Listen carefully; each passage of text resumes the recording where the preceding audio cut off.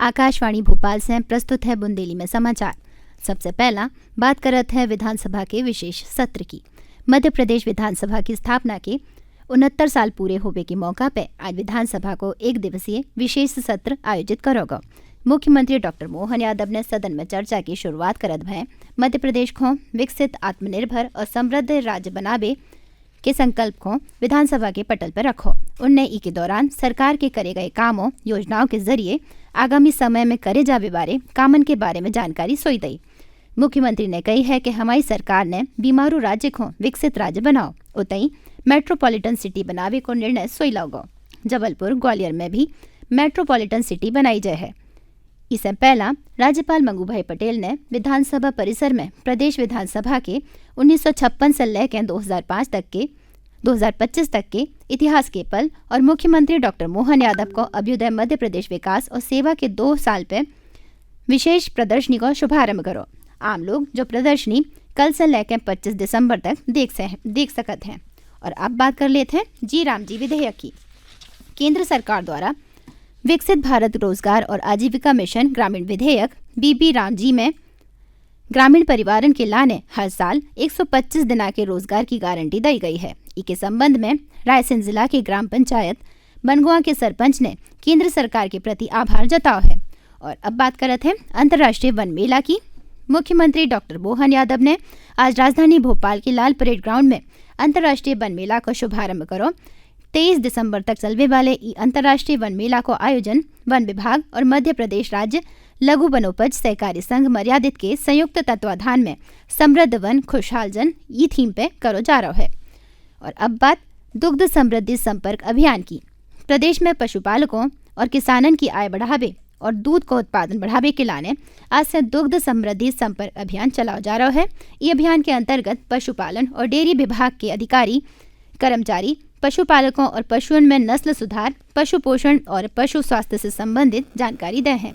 अभियान में मंत्रीगण और विधायक संगे संगे स्थानीय जनप्रतिनिधि भी सहभागिता कर हैं। उतई प्रदेश के सभी गांवों में दुधारू पशु रखने वाले पालकन से सीधे संपर्क करके संवाद स्थापित करो जाए।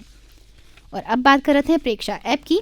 राज्य निर्वाचन आयोग द्वारा नगरीय निकायों और त्रिस्तरीय पंचायतन के उप निर्वाचन के लाने संयुक्त नियुक्त प्रेक्षकन की सुविधा के लाने प्रेक्षा ऐप बनाया गया है। सचिव राज्य निर्वाचन आयोग दीपक सिंह ने जानकारी दी है कि ई मोबाइल ऐप में प्रेक्षकन को प्रतिवेदन भेजबे और नियमों और निर्देशन को पढ़वे और निर्वाचन प्रक्रियाओं के प्रशिक्षण संबंधी जानकारी की सुविधा उपलब्ध रहेगी।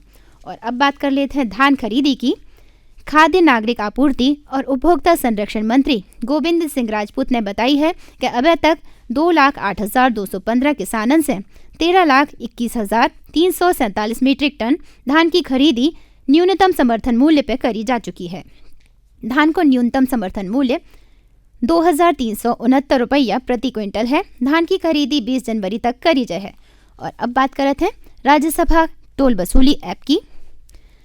सड़क तथा परिवहन मंत्री नितिन गडकरी ने कही है कि पारंपरिक टोल वसूली प्रणाली के स्थान पर अगले साल के अंत तक पूरे देश में स्वचालित नंबर प्लेट पहचान प्रणाली लागू कर दी जाए है।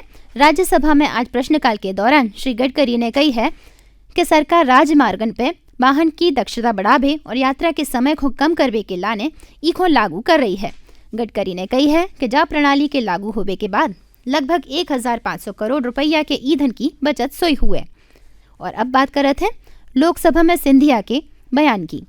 केंद्रीय संचार मंत्री ज्योतिरादित्य सिंधिया ने कही है कि भारत में दूर संचार ग्राहकन की संख्या सबसे अधिक है और देश में कॉल दरन में 97% तक की गिरावट आई है। लोकसभा में आज प्रश्नकाल के दौरान सिंधिया ने कही है कि साल 2014 में जे कॉल दरें 50 पैसा प्रति मिनट थी और अब वे 3 पैसा प्रति मिनट रह गई हैं।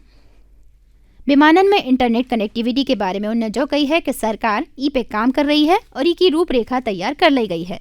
और चलत बात करते हैं मौसम की। प्रदेश में शीतलहर और घनो कोहरा होने से जनजीवन प्रभावित हो गया है। प्रदेश के कई जिलों में न्यूनतम तापमान 5 डिग्री सेल्सियस से भी नीचे पहुंच गया है।